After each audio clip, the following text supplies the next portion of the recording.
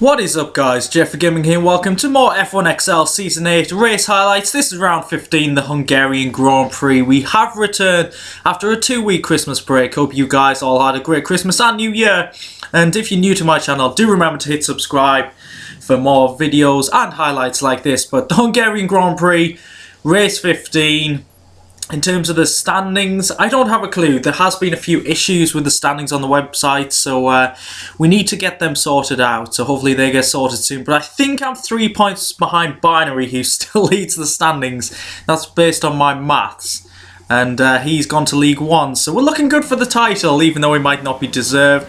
You can see there I was muting someone in this lobby because they weren't in the party and I didn't want them to affect my concentration and my highlights, so I need to unmute bullet wounds. But into qualifying, we're currently P5. We're actually going for an attacking strategy. We've been very defensive the past few races. Trying to qualify in P11, it's a stupid tactic. Why am I doing that when I'm trying to fight for the title? But we ended up in P4, only 2/10 off pole. But some of the drivers, the two Mercedes drivers on soft tyres, man, they're just too quick. I'm going to get nowhere near them. But I'm overall happy with that. And it's good to see my old team member Storm, who's been promoted from League 3 and P2 there. But we're getting ready for the start of the Hungarian Grand Prix. 5 lights and away we go. Can we get ahead of these two soft runners, soft tyre compound runners even? So we're side by side with Crawford going into turn 1. Storm side by side with Light Shock. Hopefully there's no contact or anything. We've got the inside line. So at this point I was thinking just follow Storm through, use the slipstream, hopefully he can pull us past Crawford, but Light Shock's obviously pulling him across, and oh my god, I crapped myself so badly there. Yeah, this lag was so off-putting, and I went for this outside line on purpose. I've seen people do that in real life, and there's a bit of contact from behind. I think Crawford gave me a slight nudge there, and I think he crashed into the barrier, so it's game over for him. At the time I wasn't sure what happened there, so I don't think that was my fault. I think I don't know really, but we carry on in 3rd place following these two. A bit concerned with Light Shock with this lag, but Storm's got an issue here. I'm not sure if he said he had a wheel issue or something, but it's getting a bit messy here. We're going round the outside of Storm. Can we get the move done? Yes, we can, up to P2. And at this point, I didn't want to get too close to Light Shock with the lag, but to be fair, I wasn't ever going to get anywhere near him because he's too quick. He's definitely a very quick driver indeed. So we skip to lap 7 now. Light Shock's well in the distance. And I was kind of fighting Storm for P2. We had about a 2-second buffer. And Storm is going into the pits now. So I was intending of taking these tyres to lap 9, but I thought just guard against the undercut. I'm going to pit at the end of this lap. Just well, yeah, the Storm was only 1.7 behind when he went into the pit, so we could get the undercut, but I was watching the minimap and I saw he did come out in traffic.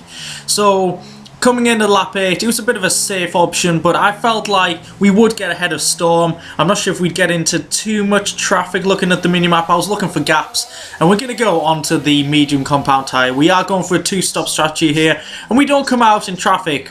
That's actually worked out very well for us. There's a few cars ahead, obviously haven't pit yet, but it should take a little bit of time to catch up to the back of them because obviously the medium compound tyres are not going to be that quick, but they should be pretty durable, and then hopefully take these till about maybe lap 24, lap 25. So lap 10, we're coming up to the back of Splazer, who's also on medium compound tyres, and I thought I had to overtake him here, otherwise I couldn't follow him around for another lap. I had to get it done. We slide it up the inside, gonna give him enough room on the outside, use DRS once again, and then hopefully take P5 here. We should with the straight line speed, yes we do. In terms of setup, I went for the middle setup because I thought to overtake you need straight line speed, and you're not really going to be overtaking anyone in the middle sectors anyway, so yeah, a bit of straight line speed was necessary. We close up to the back of Bonta and he goes into the pit, so we get free DRS at least, and we don't have to go for the overtake, and that actually happens a couple of times in these highlights.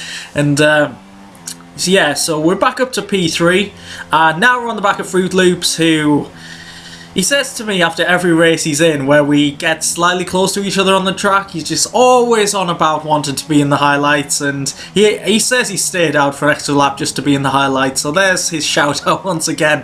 I swear every race this season he gets a shout out, so yeah, I need to stop doing this because I'm wrecking his strategy if he stayed out another lap from me. So yeah, once again he goes into the pits. we get free our DRS, and we're back into our genuine position of P2. But now it's actually Pingers who's putting us under pressure, not Storm. Pingers has changed his name from Headshot. I think he's my main challenger in the championship. Obviously, the standings haven't been updated for about 3 races now, so I'm not completely sure about that, but I predict he is the closest challenger. And the gap's about, I think it was about 2 or 3 seconds at this point.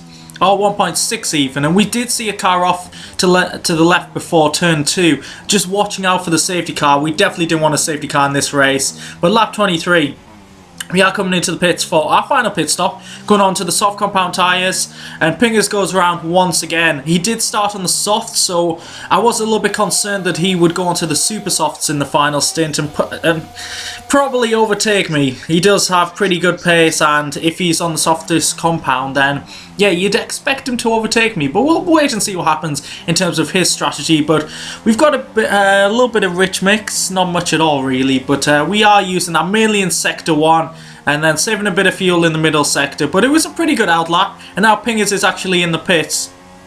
And luckily for me, he put on the soft compound tyres. I was happy to see that. A little bit surprised. I think the super softs can probably go around 9-10 laps. It might have been a bit of a stretch, but that's what he decided to go for, and pitting a lap earlier has helped us. We've extended the lead to about 3 seconds.